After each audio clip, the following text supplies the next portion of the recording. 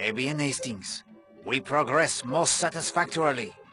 The course now is to identify and to remove the red herrings that obscure our true path. Where have our investigations taken us? I will remind you of those moments I considered the most important. You, of course, must decide which pertain to the murder of Elena Stewart, which are additional crimes that, while they may have no bearing on the murder, must still be solved, and what we still must learn before all questions are answered and the guilty unmasked. Are you ready, mon ami? As ready as I'll ever be, I suppose. But could I have my sixth clue to the secret of the finger of suspicion first? But of course, the sixth clue is telephone. Telephone. Let's see what we have so far then. Power, lamp, desk, drawer, magnet, and now telephone. Thank you, Poirot. I'm ready to hear what you consider important about what we've learned so far. First, what are the mysteries we are trying to unravel? The murder of Arlena Marshall. Of primary importance. We will explore the possible suspects presently, but let us take a moment for motive. What are your thoughts on the reason Arlena Marshall was murdered?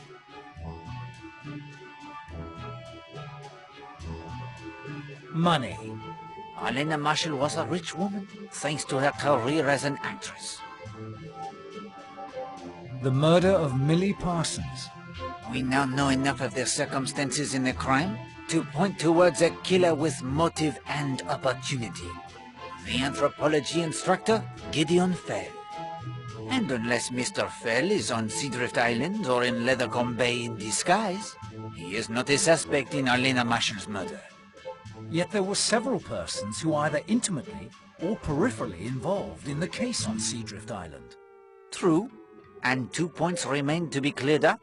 Can you name them?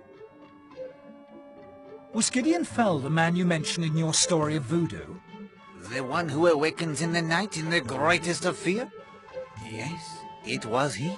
Because of Voodoo? Is it so hard to accept? If you accept that he himself believed in the power of Voodoo? Is Linda Marshall involved in Voodoo? The signs seem to point in that direction, I am afraid. Once we hear from Miss Porter and learn what Mademoiselle Marshall hides in her puzzle box, we will have our final answers, I think. The murder of Alice Corrigan. We know little of the details of this case. Only that the husband was implicated and cleared due to the unbreakable alibi. And this crime was committed near Brixham as well. It may yet prove to be connected to the Millie Parsons case. I thought the police proved that Fell couldn't have been the killer. There may be another connection, Hastings. Do not rule it out. The activities of fifth columnists. Yes, it seems clear that Mrs. Castle watches, but not in the name of England. Voodoo on Seadrift Island. Yes, and we have the indications it is being practiced here, and by young Mrs. Marshall. The ghost of Tom Cutter. Yes, the ghost who is not the ghost. Do you have any theories as to who the ghost might be? Mr. North. He would certainly seem to be the most likely candidate. The birdwatcher, Mr. North. Yes, the report from Scotland Yard, which I hope you have read. It tells us he is the smuggler. But of what? Is he allied with the Fifth Communists? Or someone else? Bullets and Mr. Blatt. Yes, Monsieur Blatt is shot at, but fails to mention the fact. Shot at by whom? A German U-boat? Possibly. If it were the authorities, I am sure Colonel Weston would have been informed. Yet he did not find the incident of sufficient interest to tell anyone. He even makes up the transparent lie of storm damage. Why? Yes, all of these mysteries still bedevil us to greater or lesser degree. Now I will list the characters in our little drama. Do you believe that we can eliminate anyone from any of the mysteries we pursue? All of the above. Excellent!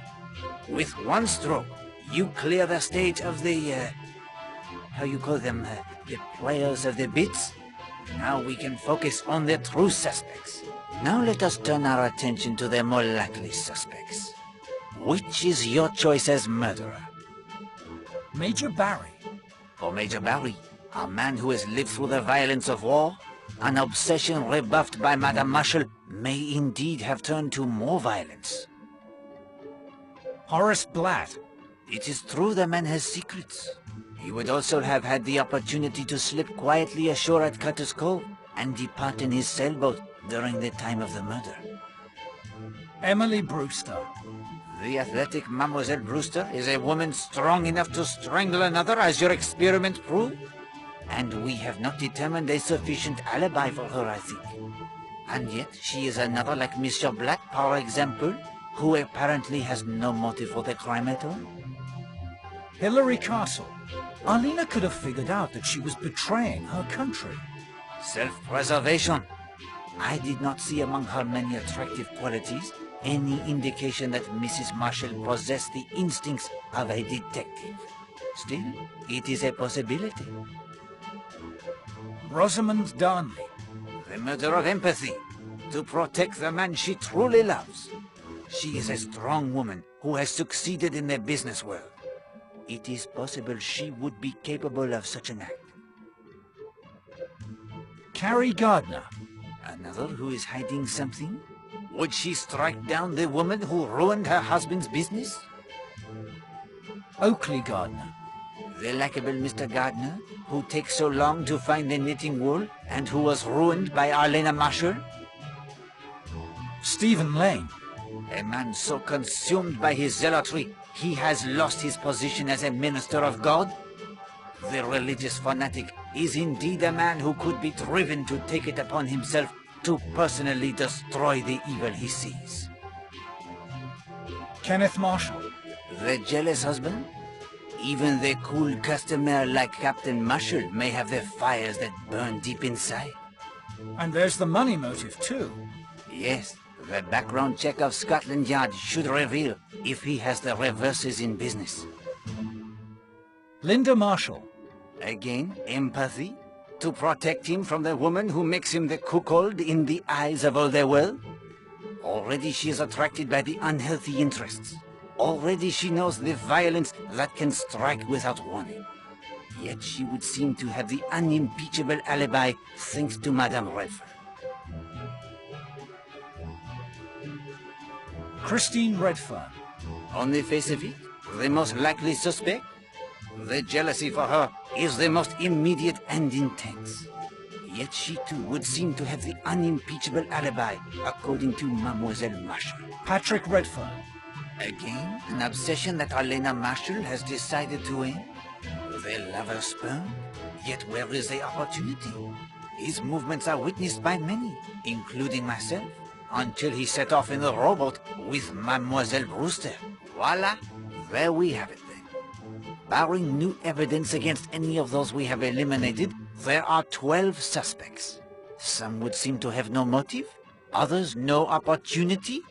But at this stage, we must keep our minds open to all possibilities. You agree? Absolutely. Then when you are ready, we will return to Seadrift Island. It is late in the afternoon. In only hours, the truth will reveal itself and the killer will face the ultimate court.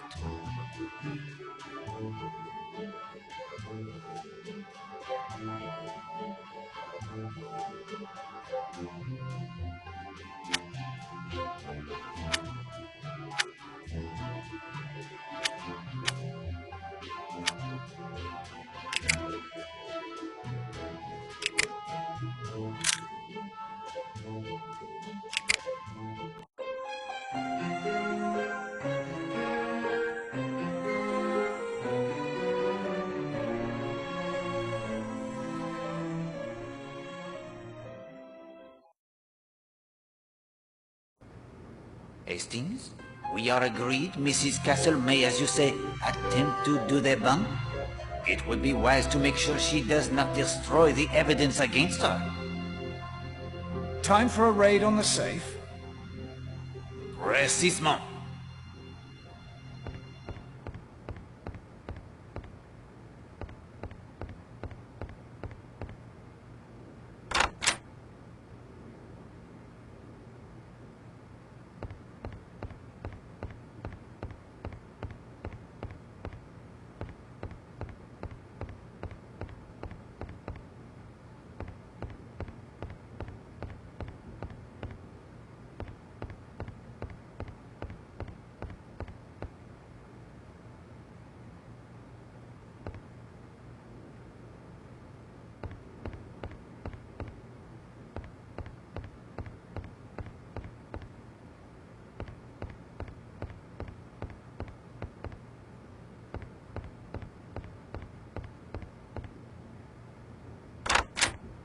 I think now would be an excellent time to remove the contents of their safe.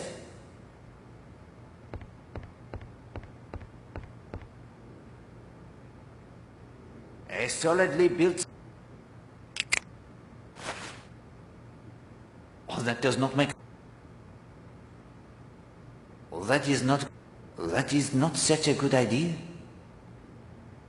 I confess that your logic...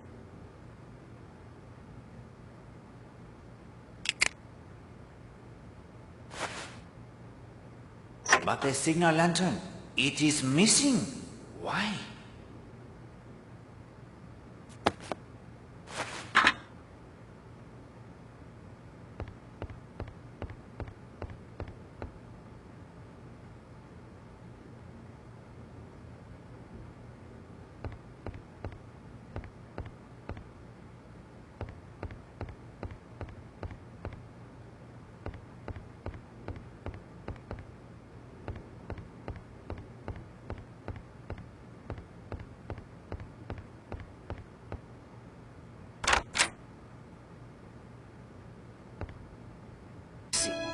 Then ask what time is it as you prepare to go into the sea once more.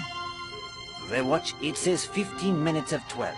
But of course, it is in reality only 25 minutes past 11. She is already dressed in the white bathing suit like Elena's. The green hat, it is concealed in her sketch bag. And the suntan was applied much earlier, now concealed by the clothes she wears to protect her from the sun. At 11:20, Madame Redfern, she hurries to Cutter's Cove, a journey of no more than 15 minutes. I have timed it myself. She finds Elena unconscious from the drugged coffee and pulls her into the cave. It could not have been easy. She spilled the coffee.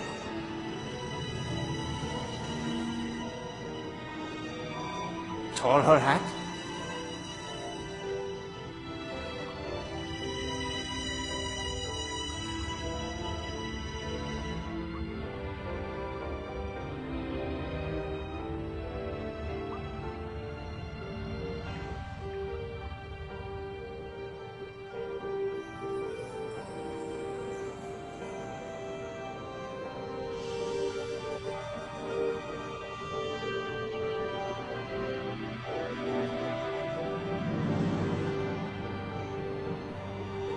She has but a few moments to daub herself with Elena's perfume and compose herself before the rowboat with Patrick Redfern at the oars and Emily Brewster in the bow rounds the headland into Cutter's Cove.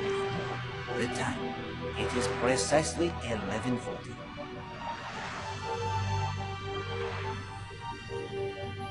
You have no proof of any of that. Why would she do such a thing? She loves you, Monsieur Redfern, as you love her. Have I not agreed it is so? Mr. Poirot, you're saying that the woman I saw lying there was Christine Redfern and not Elena Marshall? Oui bien. A little play artfully contrived for your benefit. Each step you were led. Each step you thought you saw what you were supposed to see. Then after you left to go get help,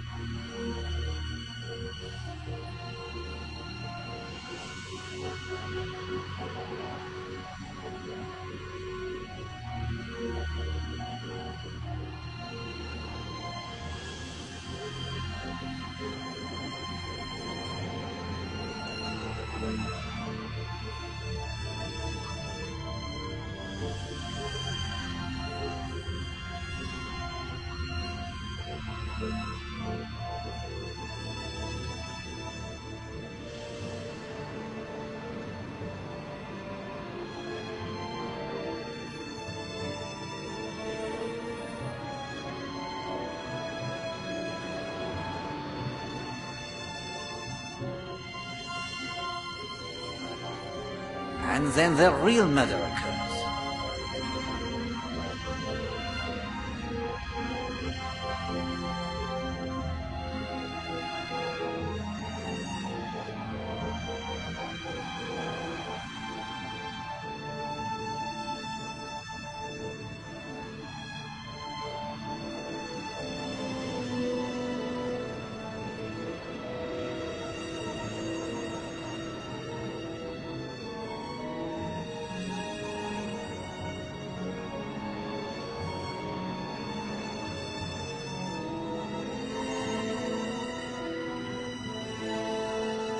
Now, of course, it is truly 15 minutes of 12.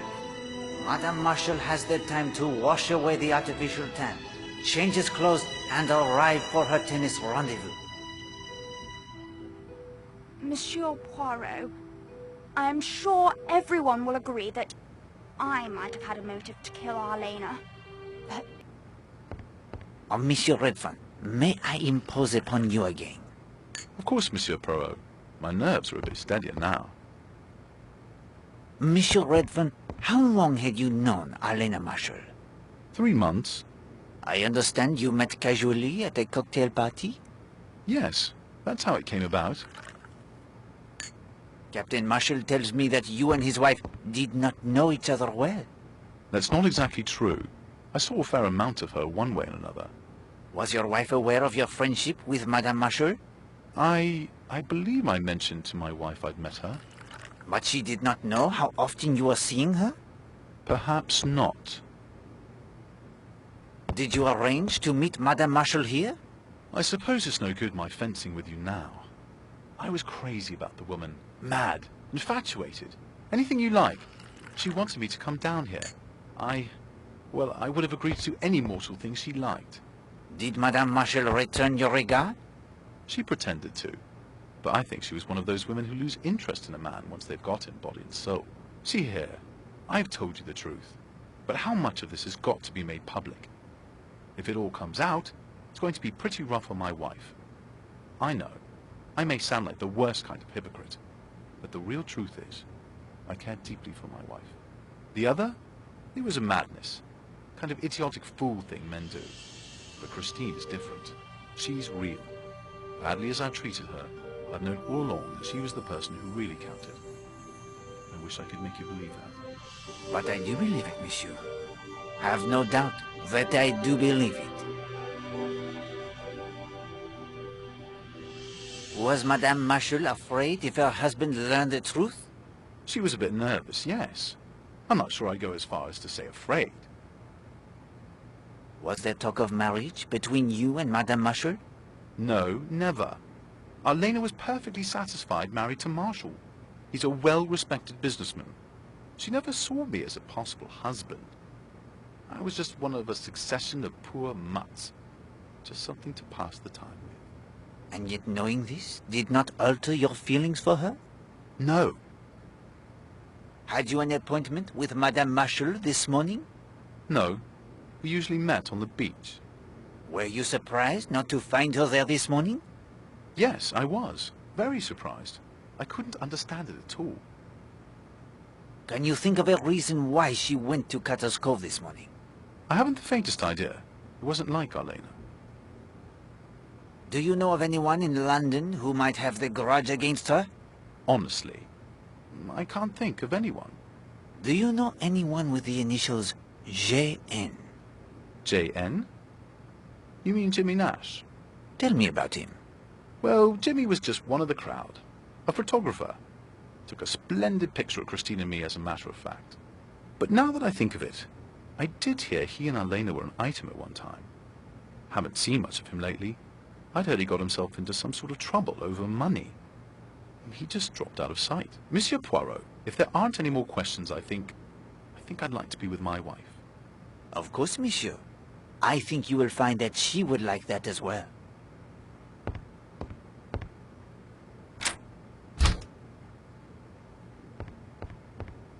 Afternoon, sir. Care for a cocktail? No, I thank you, Henry. May I inquire of your movements this morning?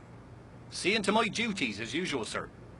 Cleaning up in here, checking stock, helping make the dining room ready for lunch. Mrs. Castle can vouch for me. Merci.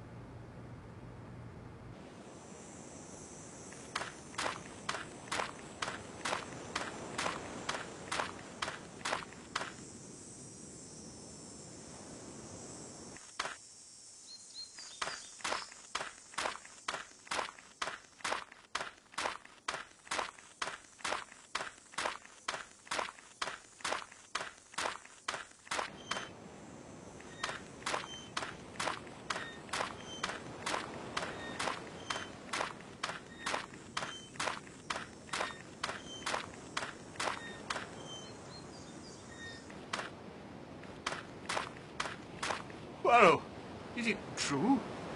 Is she dead? It is true, Monsieur Lane. You remember our conversation yesterday about the reality of evil? Colonel Weston has put me in charge of the investigation. There are some questions I therefore must put to you. I understand. Will you tell me of your movements today? Willingly. Well, thanks to you, I spent a delightful day hiking over to St. Patrick in the Coombe. Started off round 8. The church is about 7 miles from here. A very pleasant walk up and down the Devon hills and valleys. I ate those sandwiches in a spinney. I visited the church. Oh, it has some fragments, only fragments, alas, of early glass. Also, a very interesting painted screen. Did you see anyone? The vicar or the verger? No, there was no one about, and I was the only visitor. It's a very remote spot. Is there anything you heard or saw that can help us? All I can tell you is this, that I knew, as soon as I saw her, that Arlena Marshall was a focus of evil. She was evil. Since Eve, woman has been man's downfall. She can drag him down to the level of the beast. Arlena Marshall was a woman such as Jezebel and Aholiba. Now she has been struck down in her wickedness. No, not struck down. Strangled. Strangled, Monsieur Lane, by a pair of all too human hands. Monsieur Lane, why were you forced to leave your church in Brixham? I told you. I became ill. Press him, Hastings. Now! Did either Millie Parsons or Alice Corrigan belong to your church? No, but I knew what they were. A man named Gideon Fell. An innocent schoolteacher hounded by police. He was a member of my flock. Did you preach of Jezebel and Aholiba when Millie Parsons and Alice Corrigan were murdered? The truth must be told. God's vengeance must be proclaimed. Were you fired because of your beliefs? I am not the first to be martyred for the truth. I think that I have nothing more to say to you. As you like. Well done, Hastings. I think that if Monsieur Lane wishes to see the true nature of evil, he need only gaze into his own mirror.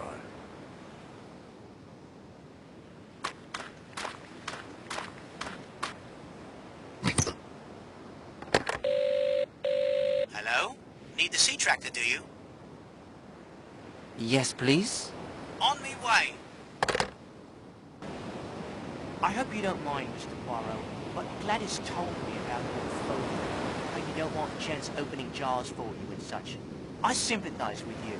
I've an uncle who had a phobia about opening doors. If there was no one around to open a door for him, he tried crawling through a window instead. Then he got stuck in a window once and wouldn't go near them either. He lives in a tent outside Swansea now. Bitter cold some nights, but he seems happy at last.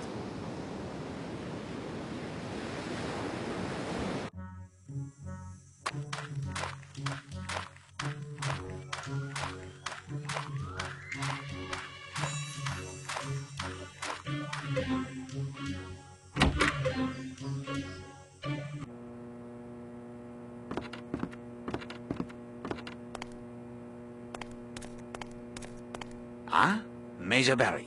It's true then? Mrs. Marshall has been murdered? It is true. Shocking. Most shocking. Of course I can tell you after being in an Indian hill station, what you don't know about human nature isn't worth knowing. Matter of fact, this reminds me of a case in Simla. Fellow named Robinson. Was it Ramsler? Anyway, he was in the East Wilts, or was it the North Surreys? Major Barry. Doesn't matter, really. Quiet chap, you know. Went for his wife one evening in their bungalow, got her by the throat. She'd been carrying on with some fellow or other. By Jove, he nearly did for her too. Surprise us all. Quiet chap like that. You see an analogy to this case? Well, that is to say, never said anything about Marshall. Quiet, but a thoroughly nice chap. Wouldn't say a word against him in the world. You were not at the hotel today? No, wanted to do some telephoning. The post office here isn't very private, so I drove over to Kingsbridge. Had a bit of bother with the motor earlier on, but young Jenks patched it up, so off I went. Almost ran down that fool cat and dog on my way up the high street. You were quite taken with Mrs. Marshall, were you not? You know I was, man. Have the decency to let that drop, will you? It is a case of murder, Major Barry. Poirot does not let anything drop. What time did you leave? Just before 10. What time did you return? Only just now. The drive? It is that long? Well, no. Bit embarrassing for an old campaigner like me, but I got lost. These confounded lanes, twisting and turning all over the place. Damn confusing part of the world. Did you speak to anyone in Kingsbridge? Want me to prove an alibi, eh? Saw about 50,000 people in Kingsbridge, but that's not to say they'll remember seeing me. Was there anything else? Can you think of anything else? Nothing. I'm out of it. Right out of it. My motor car is running like new, Mr. Jenks. Thank you. My pleasure, Major. Thanks to you, Mr. Poirot. I found a winch handle for you. What do you want with a winch if you haven't a sailboat? One must start somewhere, my friend.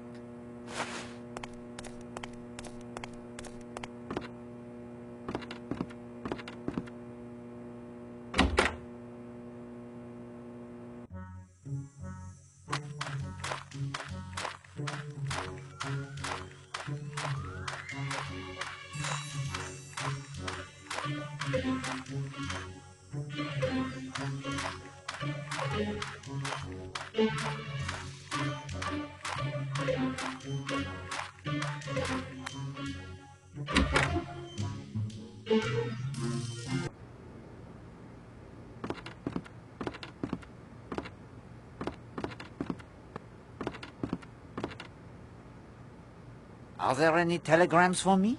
I'll just check. Of course, sir.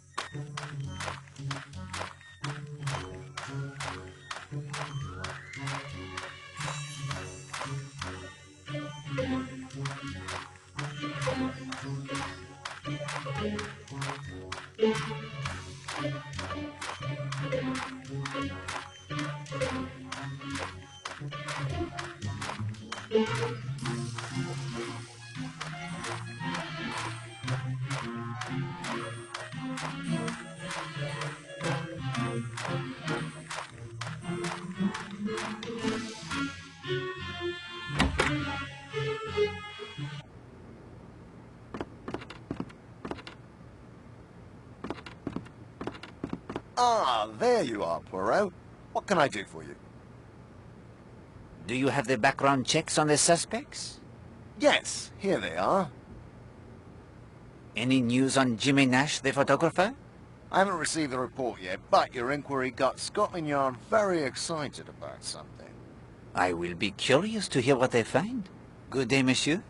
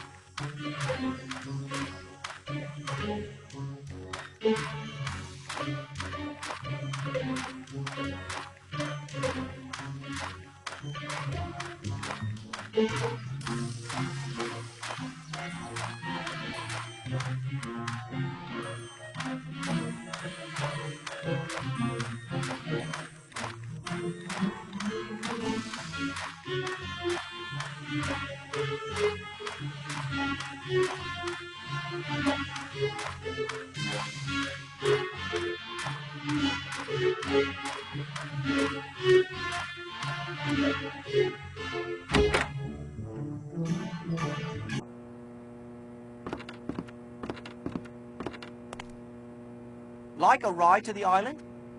Yes, please. Let's be off then. I have a theory about the murder. What if it wasn't murder at all? Suicide. I know what you're thinking. I know it's difficult to commit suicide by self-strangulation. But what if Miss Stewart was choking on something like a chunk of apple or something?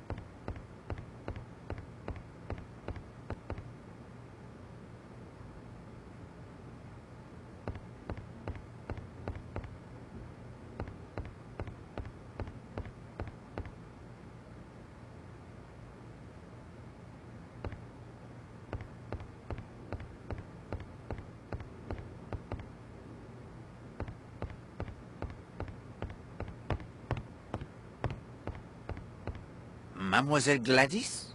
Will you help me by answering some questions concerning the death of Madame Marshall? Oh, yes, sir. I'll help if I can. You were on this floor, cleaning all morning? Yes, sir. Just like every day. Clean, clean, clean. Did you see Captain Marshall at all this morning? Yes, sir.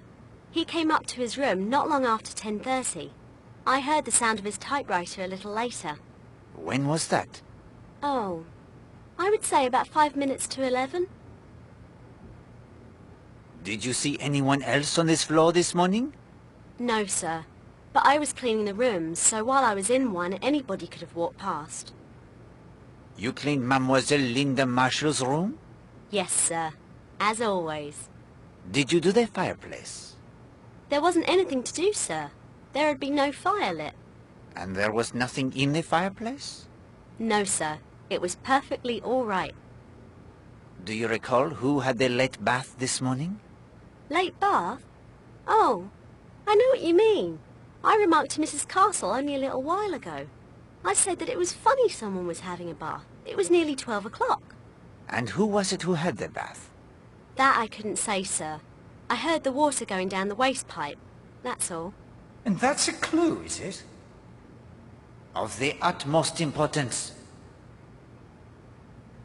Did you perhaps notice a bottle missing from any of the rooms? A bottle, sir? What kind of bottle? No, Hastings. The glass bottle found at the bottom of the rocky bath.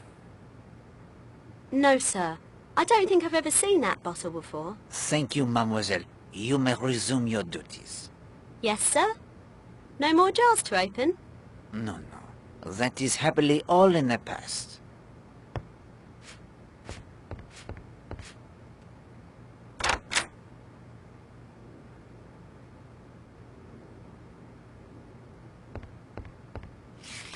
This looks important. I will keep it in my notebook.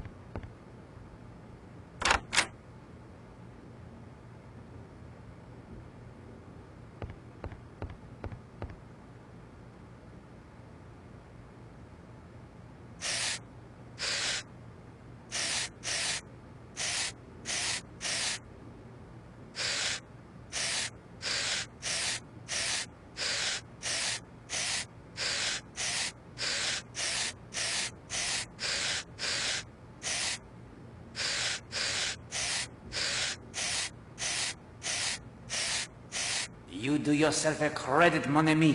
Bravo.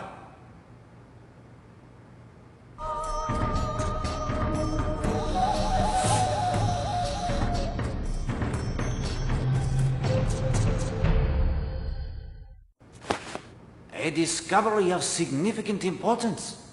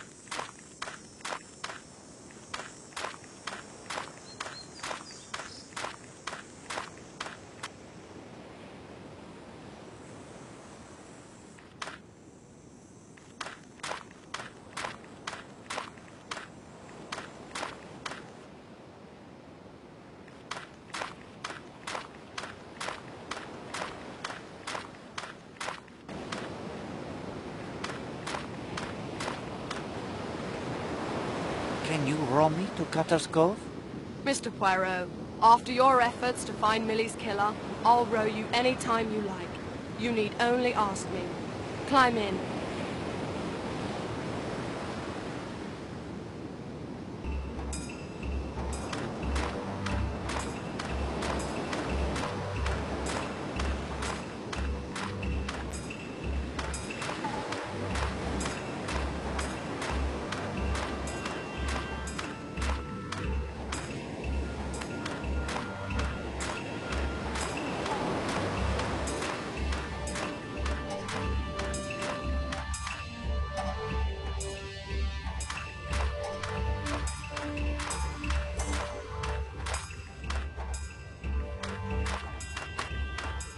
Hello, this seaweed wasn't here before. A sandwich to you. Good Lord. You must test it, of course, Hastings. But do not expect to find this is a box of powdered sugar. Too right.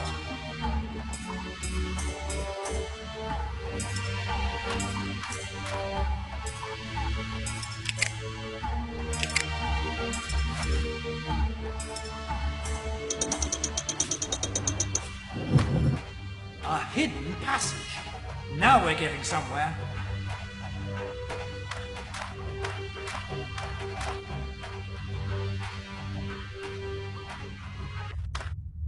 For heaven's sake, it looks like an army's marched through here. Poirot, the invasion. I think not, Hastings. These are not the footprints of many men, but of one man only, passing here many times.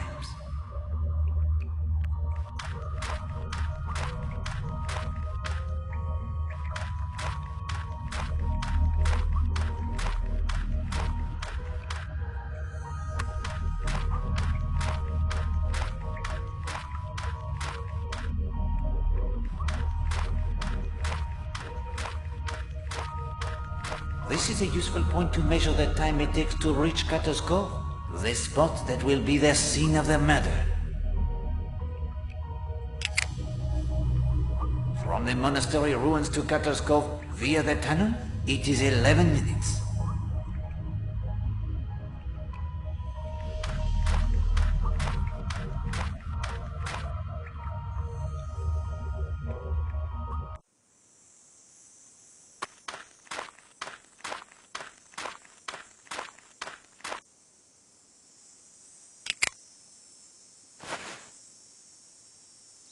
Hello.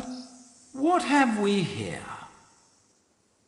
Mrs. Castle's wire recorder! I'd almost forgotten about that.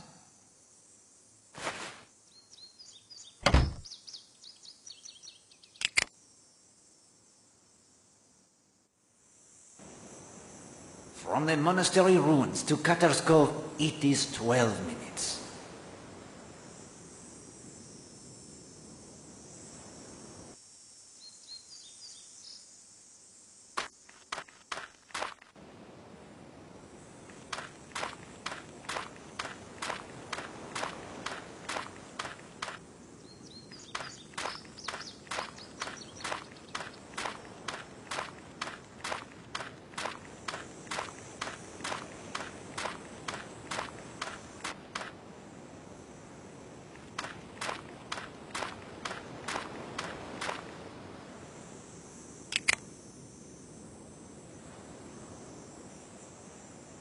From Sanctuary Cove to Cutter's Cove, it is 15 minutes.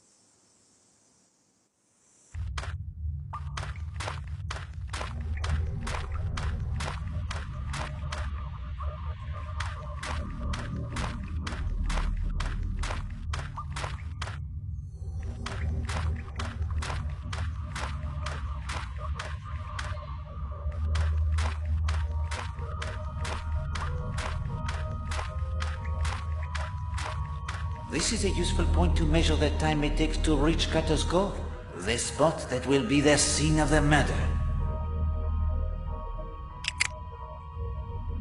From the Smugglers Inn pub via the tunnel, it is 28 minutes.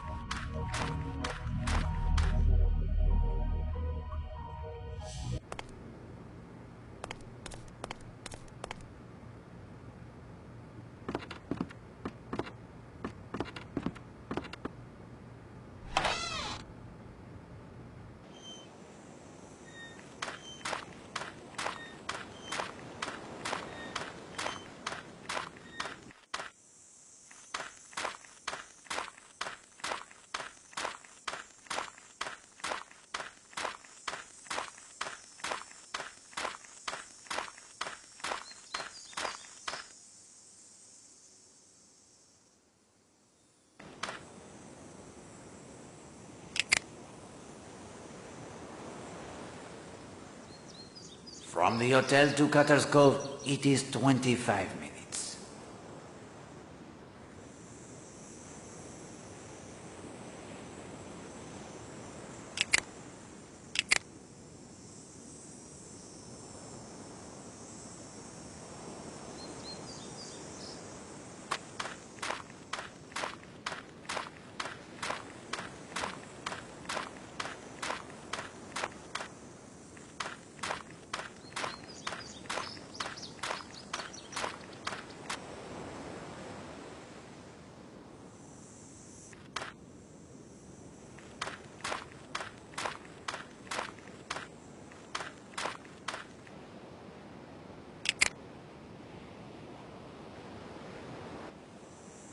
From the bathing beach to Cutter's Cove via the path, it is 18 minutes.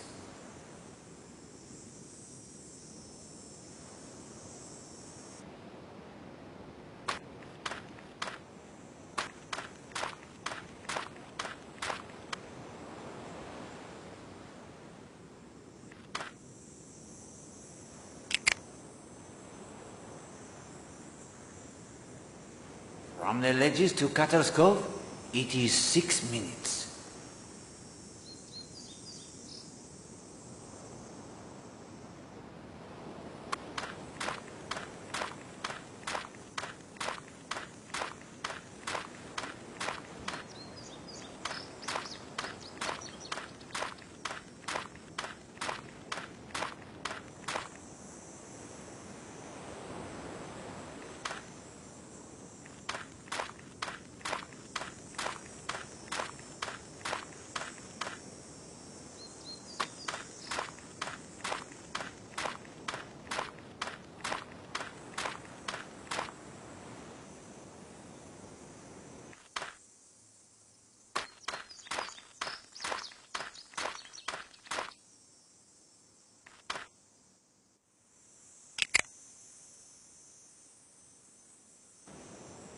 From the tennis court to Cutter's Cove, it is 20 minutes.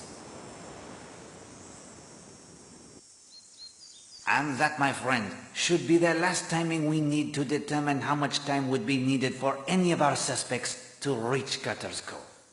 Of course, they must also make their way from the scene of the crime as well.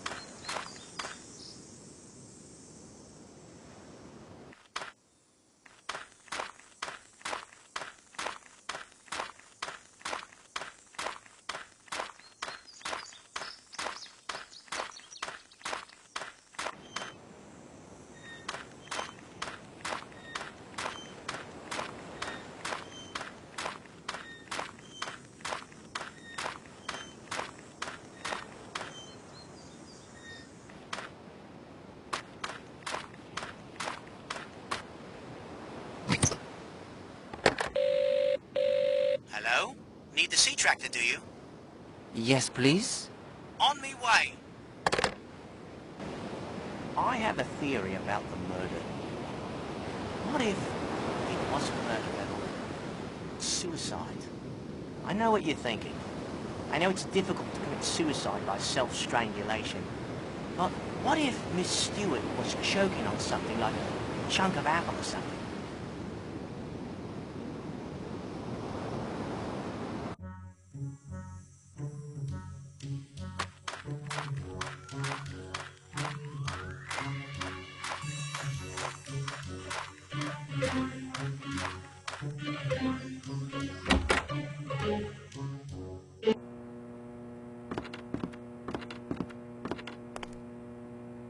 Like a ride to the island?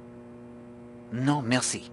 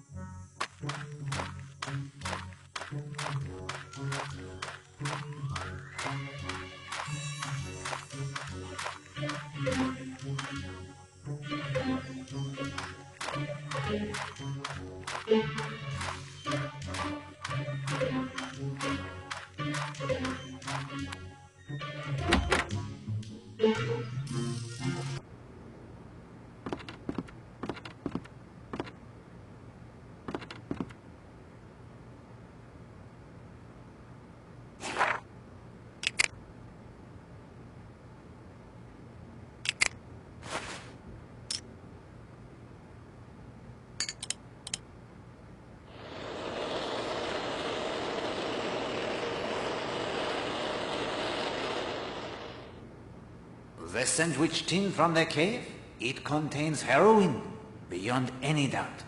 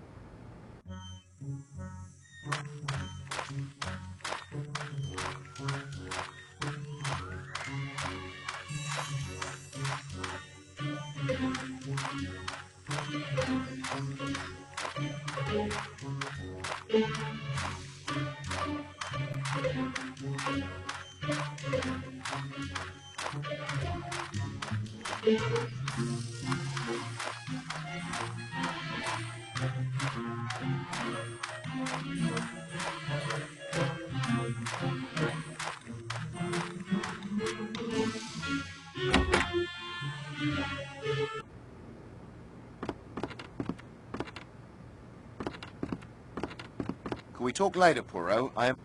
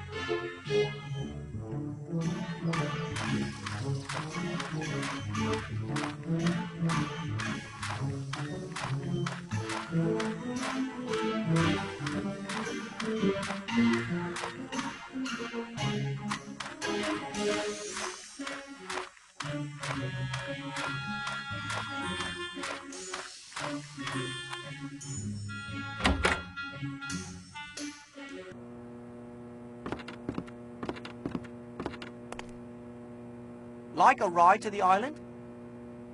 Yes, please. Let's be off then. Is it true Mrs. Castle has seen U-boats off the island? I suppose it must be. She spends hours up in the tower at the hotel. The invasion must be near then, just as they say in all the papers. Colonel Weston has the Home Guard on the alert.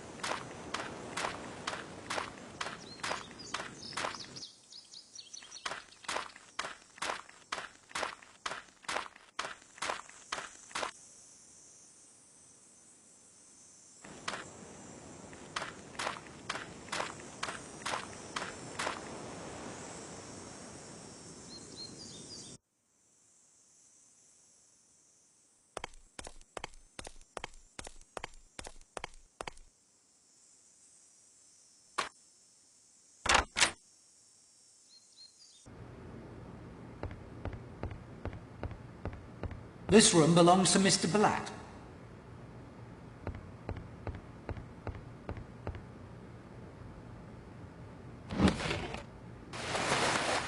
I say, Poirot, not the usual kit for a gentleman sailor. A revolver, apparently owned by Horace Blatt. The revolver is loaded.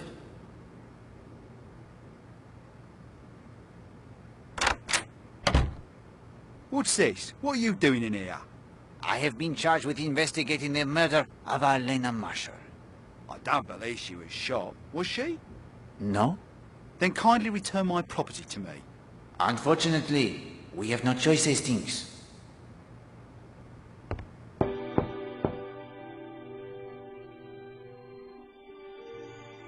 Linda? Linda?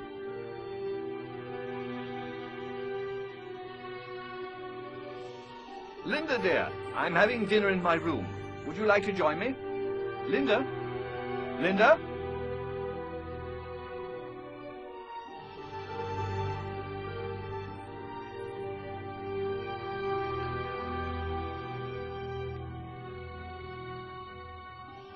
Good Lord, Linda!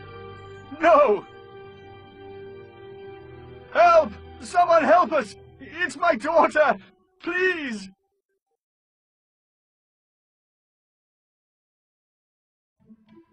The doctor was called immediately. Mademoiselle Marshall's stomach was pumped. It was a near thing, but she was safe. Thank God. The trial was purchased for her, of course, not her stepmother. Yes, she is caught between two worlds, Hastings. Not the real world and the supernatural, but childhood and adult. We have seen how she played up to Wiljax.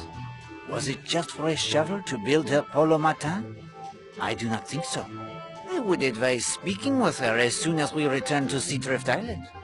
You must learn if anyone attempted to goad her into it, whether all of the items we discovered in her fireplace were put there by her, and above all, you must try to put the poor child at ease.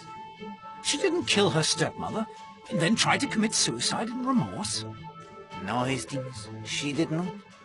Consult the pushpins on the map. The picture they tell is based on the times we have gathered during our interrogations. Someone lied? Hastings, you may expect a murderer to lie. Oh, right you are. Of more importance is that someone thinks they have told us the truth. Time to unmask the murderer? No, my friend. The smugglers of the heroin must first be apprehended. They are the last obstacle that stands between you and the true secret behind the murder of Elena Marshall. For them, a small trap must be laid. And so, what do we know of the smugglers? Tell me who you think is involved. North. He's no birdwatcher. Excellent, my friend. Yes, Mr. North from London with his criminal background seems an obvious choice. Horace Blatt. Indeed. Monsieur Blatt with the hardware store that is not doing as well as he would have us believe. He earns his income elsewhere. What are the clues to their plan? The color of Blatt's sails. Red and white. Oui, bien. What do they signify? Red tells North to wait. When the red sail flies, Monsieur waits and watches. White tells North the heroin is ready to be picked up. Exact. That is when North makes his move to collect it. The murder. It throws the plans of Monsieur Blatt and Monsieur North into disarray. They dare not retrieve the sandwich box from the scene of the murder, with so many police tramping about. So, we know three things which will help us capture them. The first, they assume the heroin is still where Monsieur Blatt hid it in the cave, for no outcry has been raised. Second, once it is in their possession, the safest route off the island will be back through the tunnel they have used so many times before. And third, we have the means to stop them in their tracks. What do we possess that Monsieur Blatt must need most desperately to navigate the tunnels beneath the island?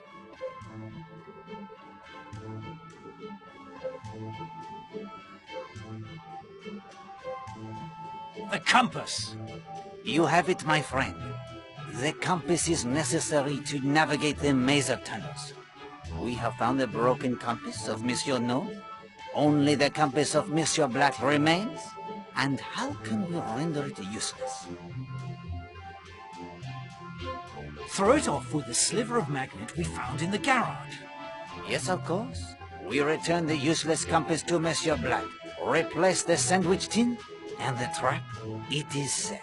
Now all that remains before we return to Seadrift Island is the last clue concerning the magical finger of suspicion. Before you give me the last clue, may I see how I am doing so far? But of course, present the clues you have so far, and your interpretation of them. If you choose correctly less than half of the time, I will give you an additional hint, along with the final clue. Power was the first clue. The thing is powered by electricity. A good beginning. The second clue was lamp. The finger of suspicion is powered by the same circuit as the lamp. Yes. If the lamp was not on, the finger of suspicion will not point. The third clue, it is desk. The wires from the lamp to the finger of suspicion are in the desk. And the wires? They are very cleverly concealed too. The fourth clue? It is drawer. You close the drawer every time you operate the finger of suspicion. Your observation does you credit. The power it runs through the desk. The drawer? It is a logical choice for the switch to turn the machine on and off. So, the finger of suspicion is powered by the lamp through the wires hidden within the desk. Closing the desk drawer closes the circuit to allow the current to flow. Clue 5 is an easy one. Magnet. The finger is controlled by a magnet you hold. The magnet? It is here in my ring. There is a magnetic switch embedded beneath each of the oracle-like pronouncements. If the circuit is complete, a single movement controls the finger and the switch is thrown. The finger then comes to rest there. If the power to the switches is missing, the finger moves every which way as I move my hand, never settling in one spot. In this way, I did not need to leave my hand hovering suspiciously above the correct answer to your question. The switch is reset every time the circuit is broken, and the device is ready for the next. And the sixth clue, the telephone.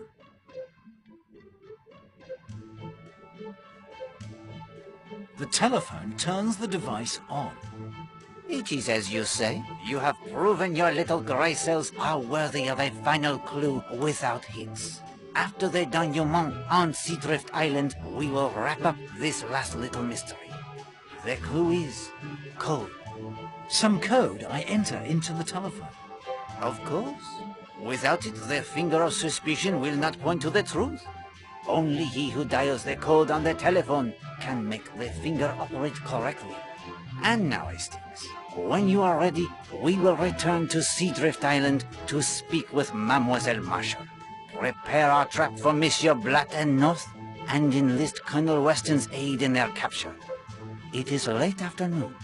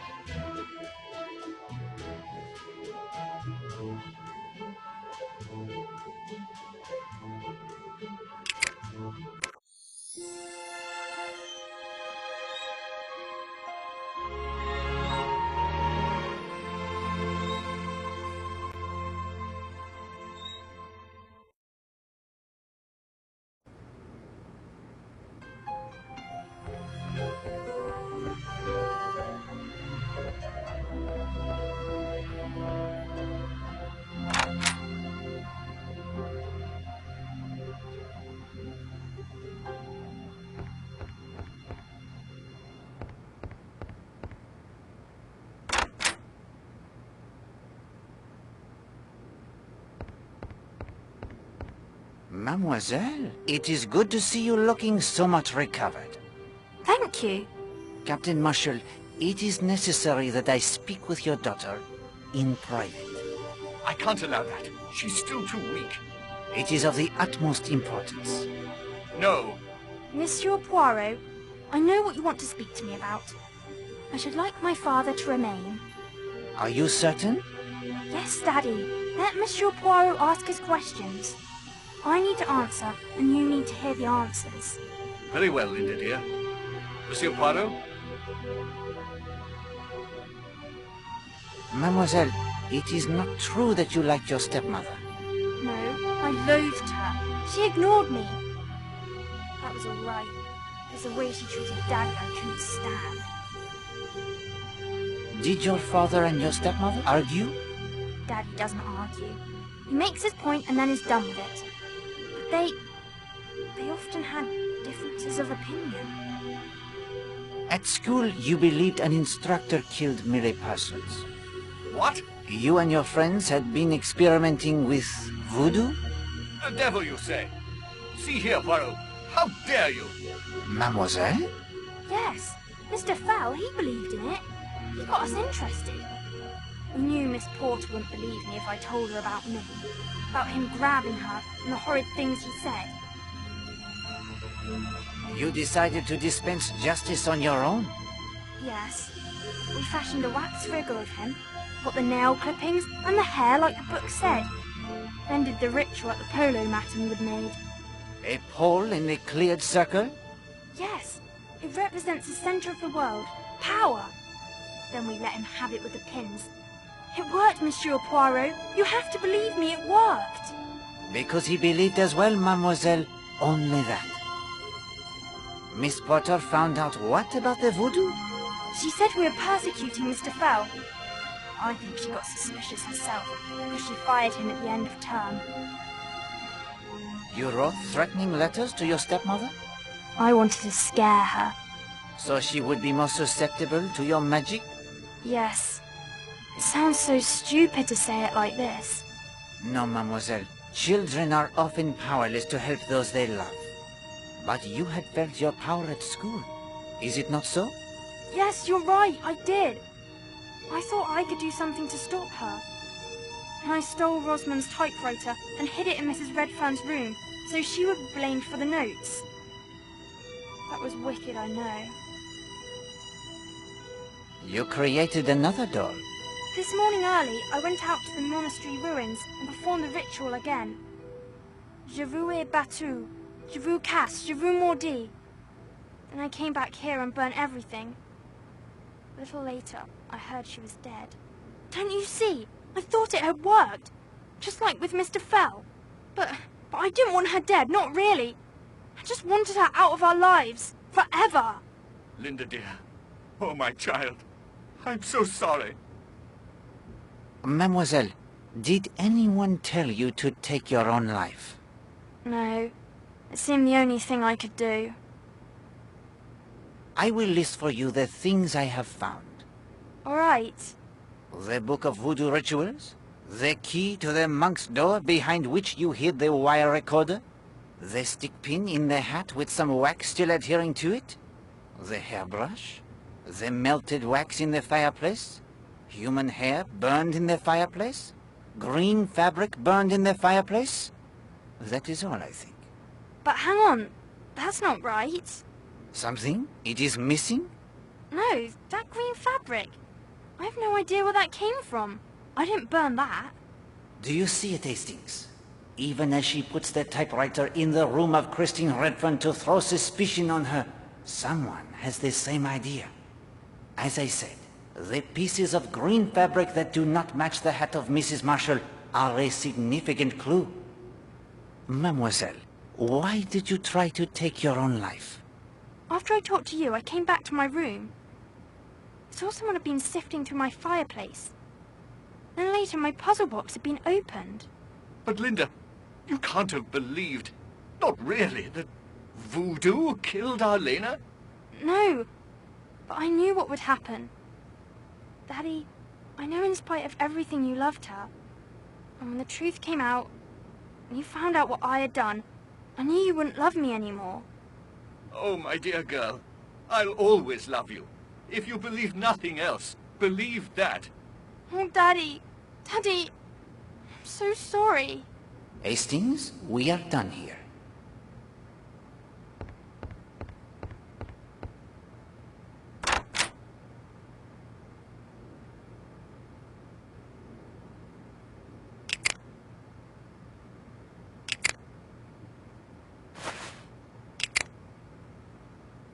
Well, that's put paid to the compass, right enough. It's no good now.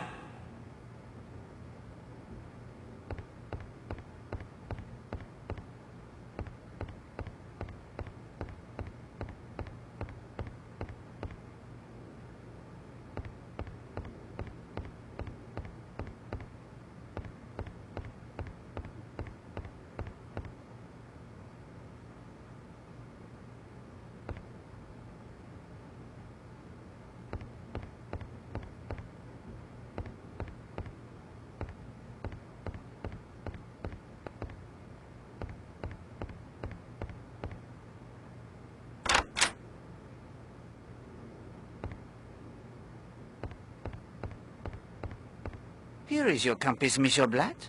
I thank you for allowing me to borrow it. It's about bloody time, too.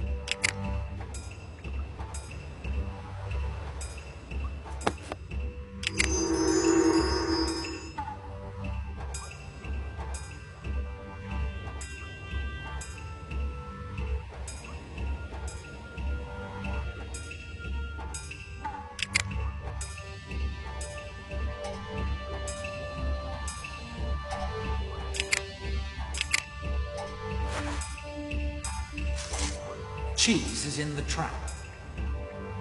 Excellent. One more step only. Colonel Weston must be here to make the arrest.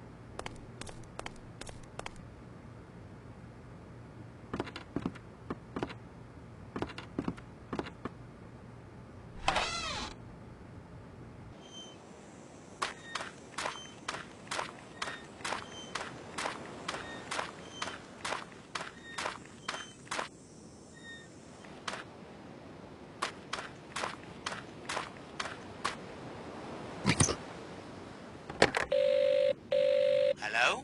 Need the sea tractor, do you? Yes, please? On me way. I run errands for the hotel guests when I can. I'll fetch things from Kingsbridge that they can't find at the chemists here in Leathercombe Bay. I've got my own motorboat and can take guests fishing too. Though with U-boats around these days, nobody wants to do much fishing.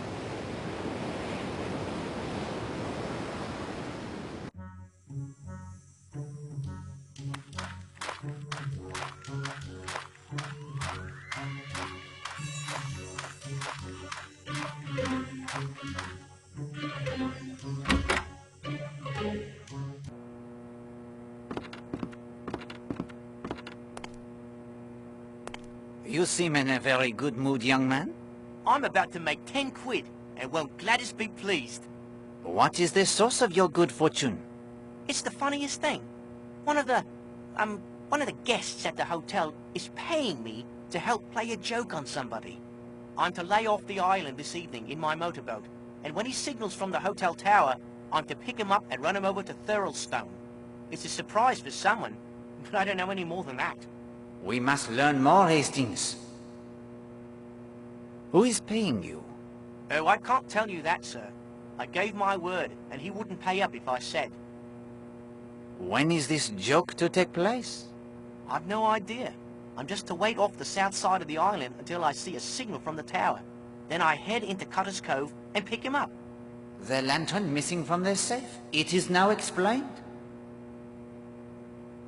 Is it far to Thurlestone? Oh, no, sir. Just a short run across the bay. Easiest money I've ever made. And what is the signal? Oh, sir, I'm not sure I can tell you that. Where can be the harm? You do not reveal the name as you promised after all. There is another 5 in it for you. £5, Hastings. I think you would not be so free with the money if it were yours. All in a good cause. 5 quid more? This is my lucky day indeed. Here you are, my friend. £5 as promised. Much appreciated, I'm sure. It's just the signal with the light. 3 short flashes. Quickly, Hastings. Consult the codes in your notebook. Choose one that will be the joke on our adversary.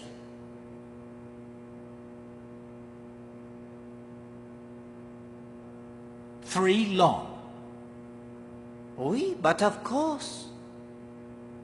Fire on this position? Poirot, this is a rather bloodthirsty joke, wouldn't you say? When the time comes, you can warn him if you like. Monsieur Jenks, your humorous friend cannot flash the 3 short lights out into the sea. Why not? That is the home guard code for announcing you have spotted the enemy. Is it really? That wouldn't do at all. No, indeed. 3 long flashes is the code for no enemy ship sighted. 3 long flashes. Got it. No harm done. I have plenty of time to warn him. I'm certainly glad I told you. I may even get another tip for warning the guest. If you'd excuse me, Mr. Poirot, I have to close up. Good day, monsieur.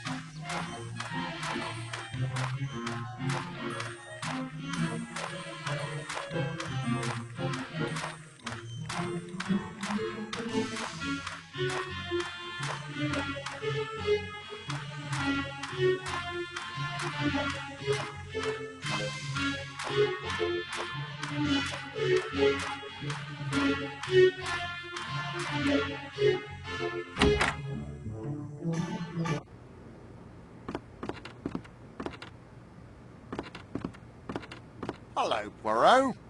Have there been any new developments? I'll say. What of Mrs. Castle? She met with certain individuals in Exmoor, then hopped a train to Southampton. Trying to leave the country is my guess. She'll be detained the moment she tries to board a ship. You are watching her associates, I assume? Scotland Yard is on it. Any report on Gideon Fell? He's being questioned as we speak. I hope to have some information before the night is over. What of Monsieur Jimmy Nash? Nothing yet, Poirot. Scotland Yard has promised to bring through sometime tonight. It is time to clear up our remaining mysteries. I need your help. Anything. Your men must watch the causeway and stop anyone who tries to leave. My men will be ready. Anything else? We must settle this business of the heroin. Tell me what you need. Accompany me to Cutter's Cave. I'm ready to leave when you are. What else? We are ready to return to Cutter's Cave.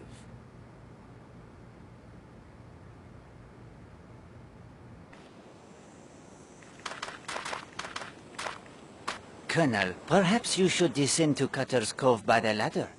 I will ask Mademoiselle Brewster to conduct me there. Why don't we both take the ladder? Tell him the smugglers might try to escape by boat. If the smugglers try to flee by boat, I shall be ready. If they try to make their escape via the ladder, you will be there to apprehend them. On my way. Thank you, Hastings. You appreciate my suspicions of the ladder. The sea, it does not appear too rough?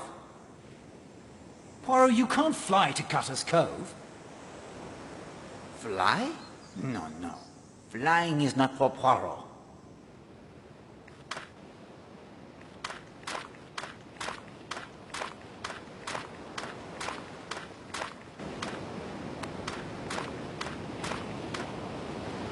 Can you row me to Cutter's Cove? Mr. Poirot, after your efforts to find Millie's killer, I'll row you any time you like. You need only ask me. Climb in.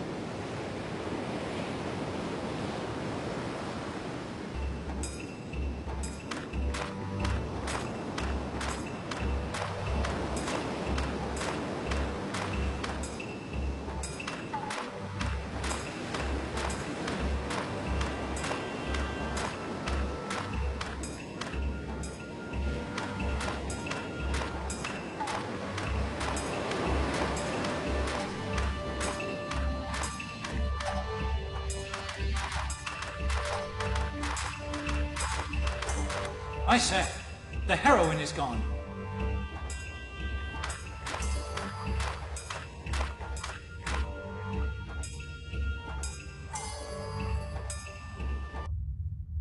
We can't leave by boat, and your bloody compass is useless. I don't understand it. Compass worked fine before I loaned it to... Oh, hoaxed it, did you? I am afraid so. Clever, aren't you? Oui? May I borrow the compass once more? I guess you've earned it. I'll take a sandwich tin if you don't mind. A few questions, only to satisfy my curiosity. You received the shipments from a larger vessel at sea? Yes? Monsieur North, you picked them up in Cutter's Cave. Yes, once I saw the all-clear signal. The cells, of course. Of course. Red to tell Monsieur North the shipment it was not ready. White to inform him that he could pick it up using the tunnel from the Smugglers' Rest. That's right. I'd nicked a spare key months ago when the place was still open. Worked quite well for us until a U-boat took some pot shots at me when I was making the rendezvous at sea. Too dangerous now. That was to be our last shipment for a while until we could find another way. The war, it is an inconvenience. You can say that again. Playing the ghost was your idea, Mr. North? Not likely. Vlad thought it would scare off any nosy locals. I thought it was bloody silly. I think that concludes our business here. Colonel Weston, if you could hand Monsieur North over to your men, I would like Monsieur Blatt to join us this evening in the dining room. It's your show, my friend. I'd shoot you, Poirot, if somebody stole my gun.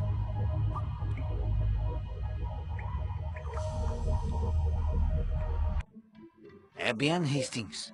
The murder of Millie Parsons, it is now explained. The fifth columnist has fled, and will hopefully lead Scotland Yard to other traitors. The practitioner of the Voodoo has been revealed. The smugglers have been trapped with the goods, as you say.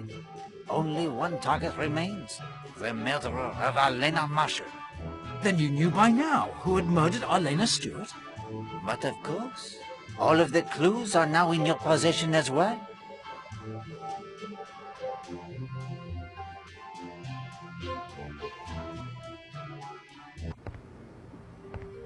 Hastings, the time it has arrived.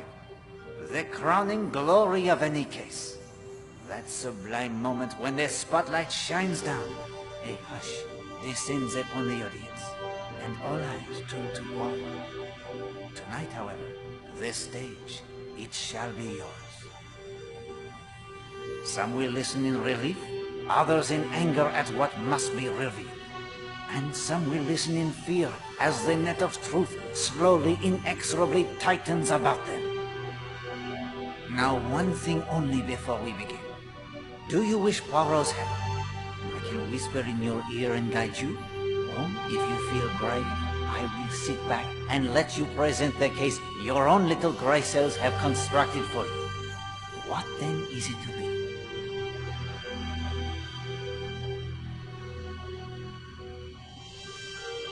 I'd like to give it a try on my own.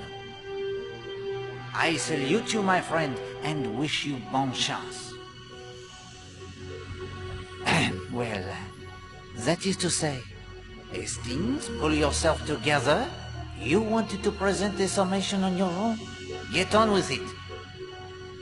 Yes, we, mesdames et messieurs, we are gathered here to learn the facts behind the death of Elena Marshall.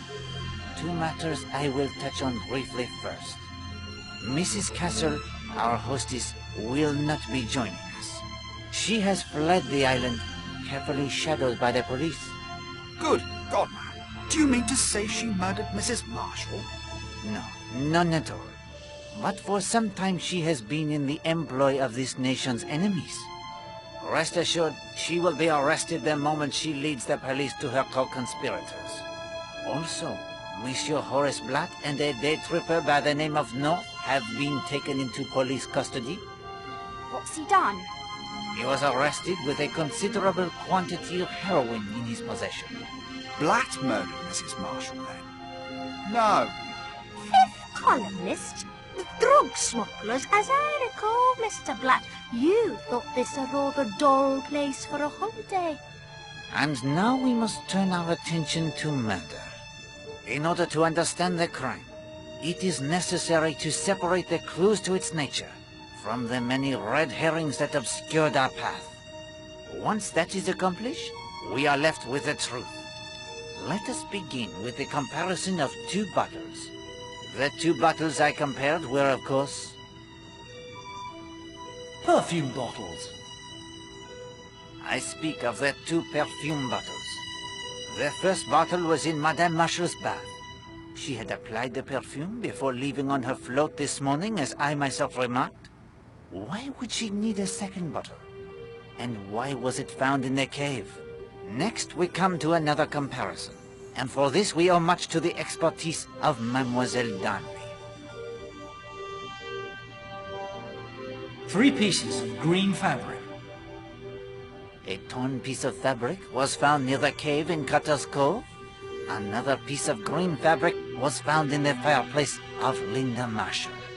They appeared to be the same fabric as that of Madame Marshall's hat.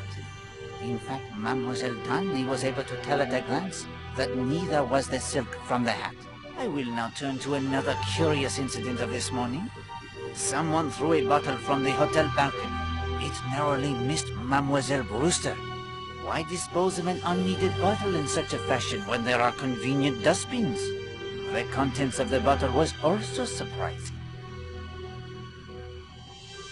Artificial suntan. Testing proved the bottle it had contained artificial suntan. But the weather, it has been most agreeable. The sun, it shines every day. Who would need such a thing? Then there was the contents of Madame Marshall's flask. Trianol. Her coffee was laced with a heavy dose of the sedative Trianol. Instead of reviving her, it would almost certainly have put her into a deep sleep. Taken separately, the clues, they mean little. But together, a bath where there should have been none, duplicate perfume bottles, fabric for the hat that is very much alike, yet not the same, artificial suntan when the sun it shines brightly. These suggested at once to me a single thought alone. Someone wanted to impersonate Arlena Marshall. Someone wanted to duplicate the hat of Mrs. Marshall, her deep tan, even her scent. And how can we determine when this impersonation has taken place? It is a sound which gives us the clue.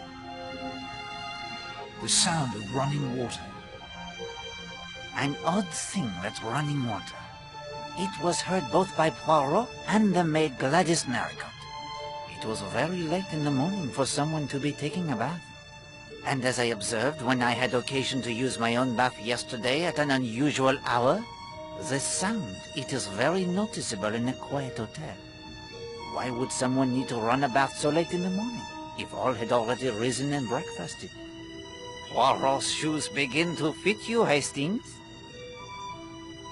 To remove the artificial suntan. To wash off the artificial suntan, perhaps? The bottle, of course, it is thrown into the sea after the suntan is applied, narrowly missing Mademoiselle Brewster.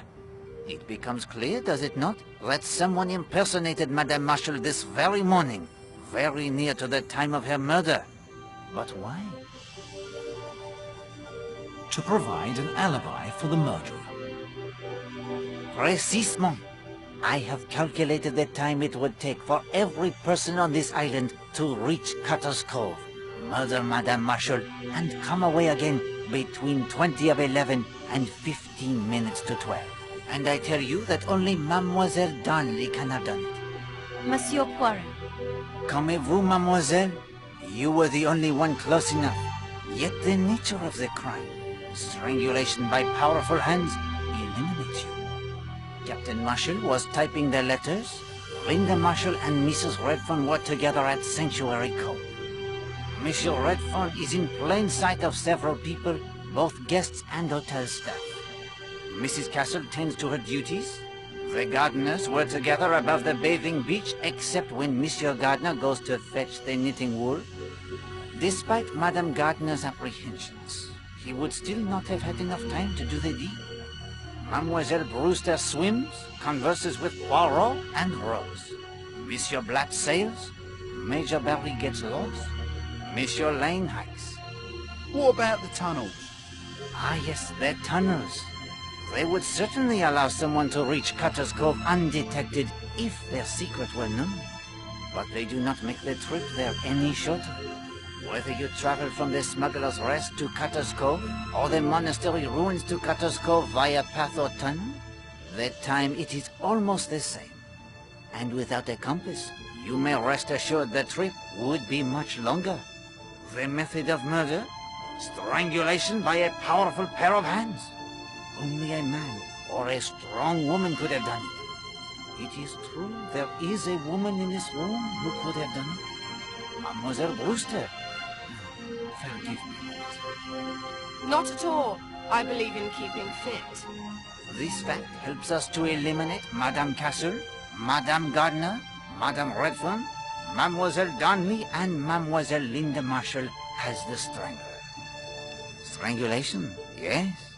A method of murder seen before in Devon. A schoolgirl named Millie Parsons.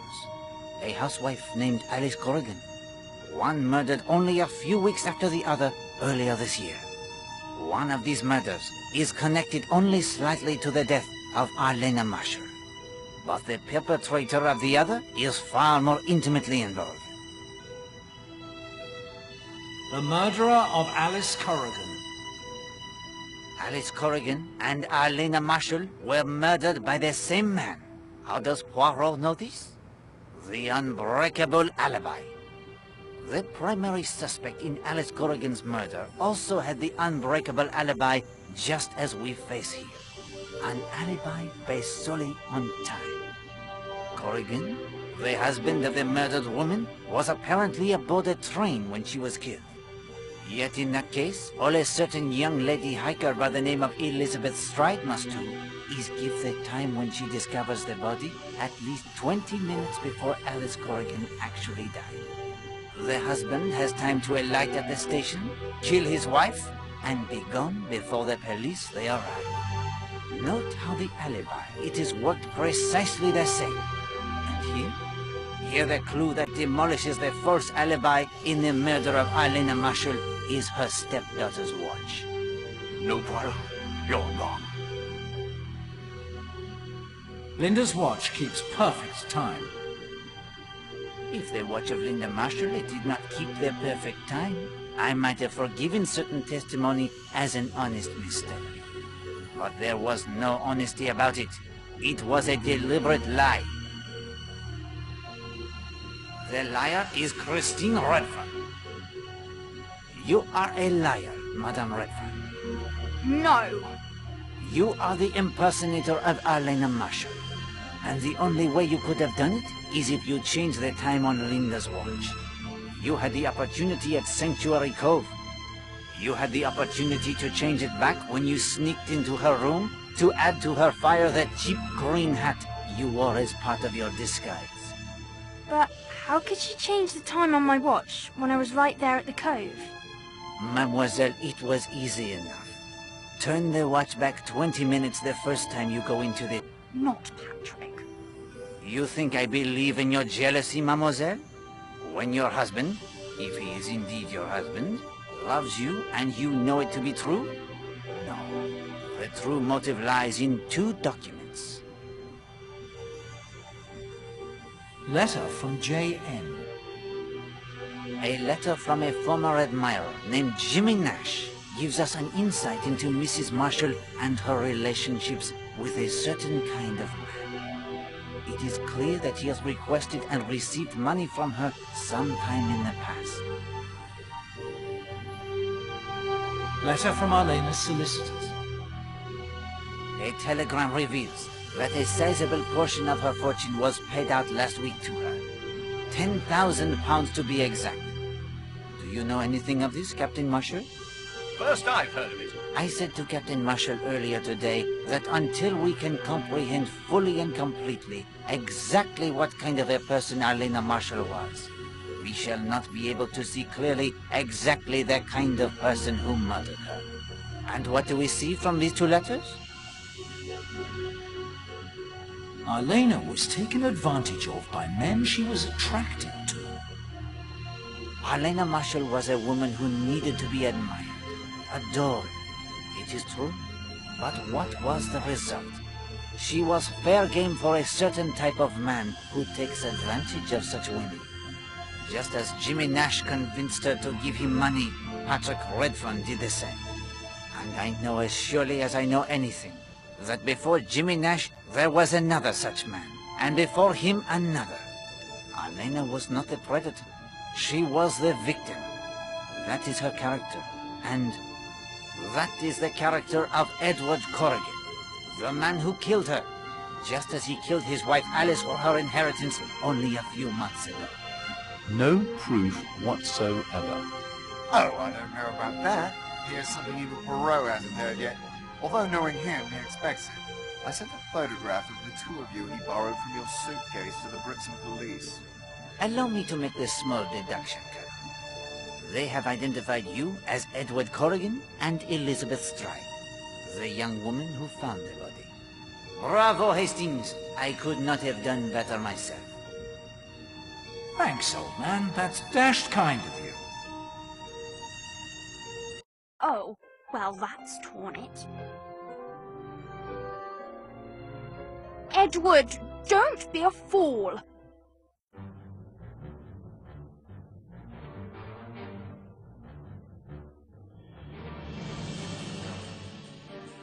Say, that looks like my revolver. You can go quietly to the Mews if you like, my dear. I have other plans.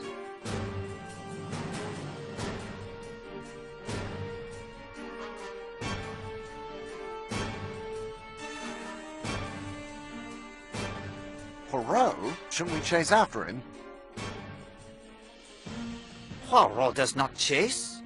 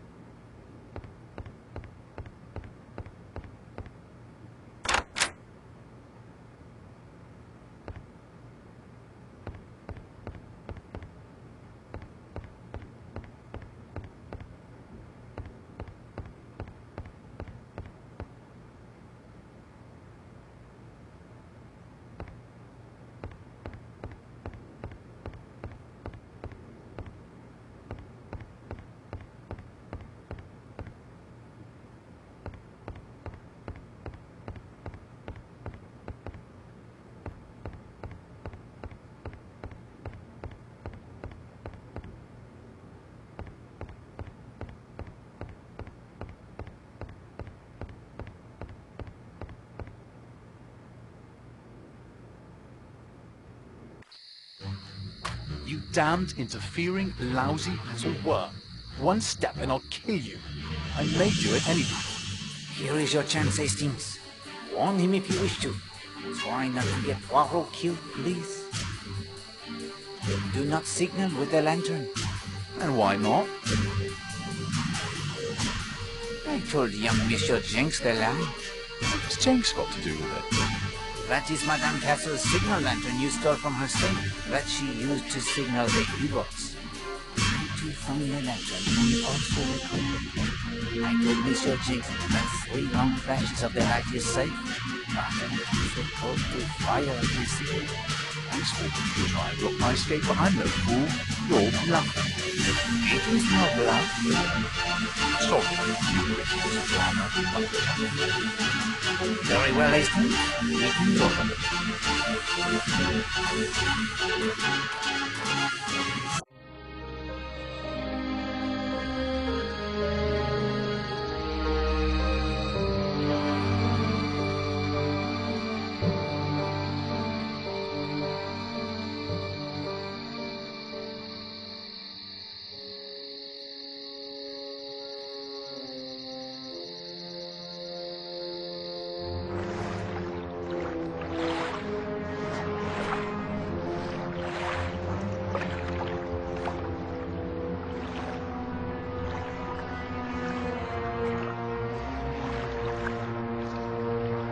Right. That's the signal.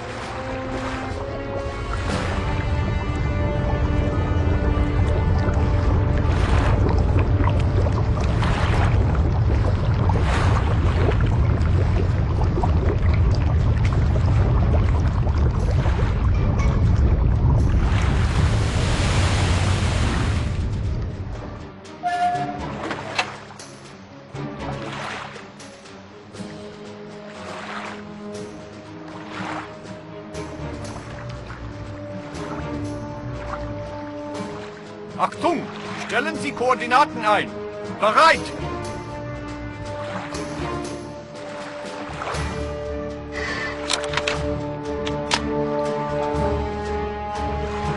Ziel!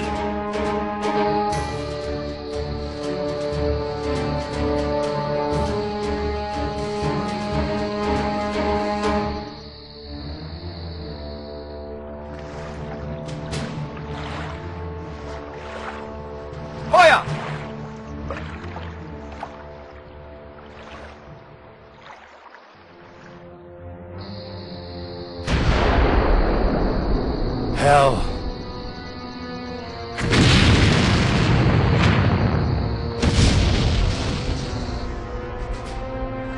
Gut. Ziel zerstörtes. Tauchen.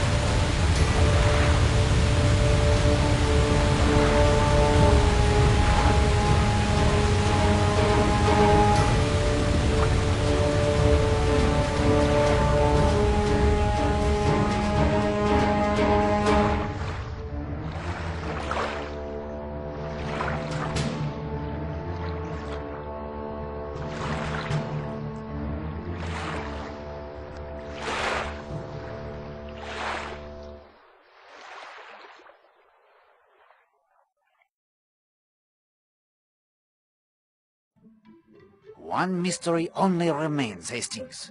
You have the clue. Code. What is then the code that allows someone to control their finger of suspicion? When you think you have the answer, tell me and we shall see what we shall see.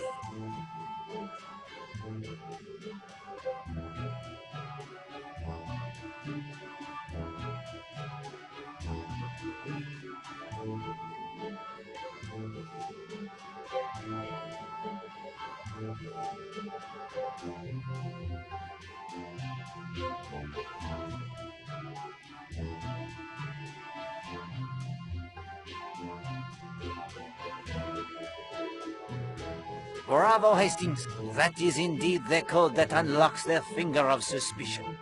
You have uncovered the secret of its magic.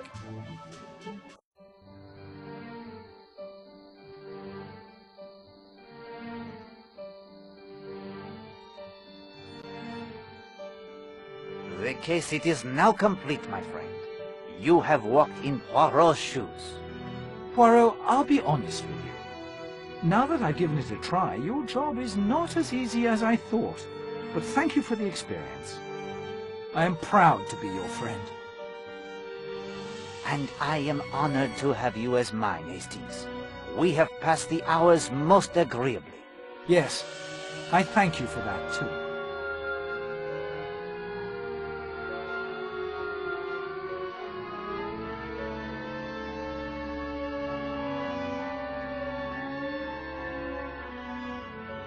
I'm sorry, old chap. I should trot on over to the War Office, I'm afraid. And so, one mystery solved, and another, even greater begins. Don't you worry. No more holidays at the beach for a time, maybe. But we'll pull through. You'll see.